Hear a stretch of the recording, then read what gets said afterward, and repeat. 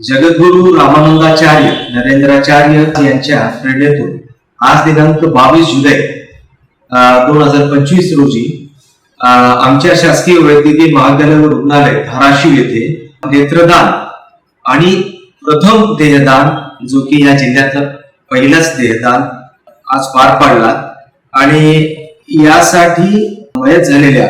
मंगल बाबूराव मुंडे यांनी ही दोन्हीही देहदान आणि नेत्रदान यांचे झालेले आहे आणि त्याबद्दल जगद्गुरु नरेंद्राचार्य संस्थानचे मी माझ्या पूर्ण शासकीय वैद्यकीय महाविद्यालयाच्या स्टाफ आणि विद्यार्थ्यांमार्फत खूप खूप मनापासून आभार व्यक्त करतो आणि अशा या महान कार्याबद्दल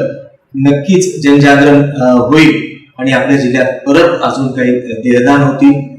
ज्या देहदानातून आपले डॉक्टर नवीन डॉक्टर घडतील अशी अपेक्षा करतो. धन्यवाद.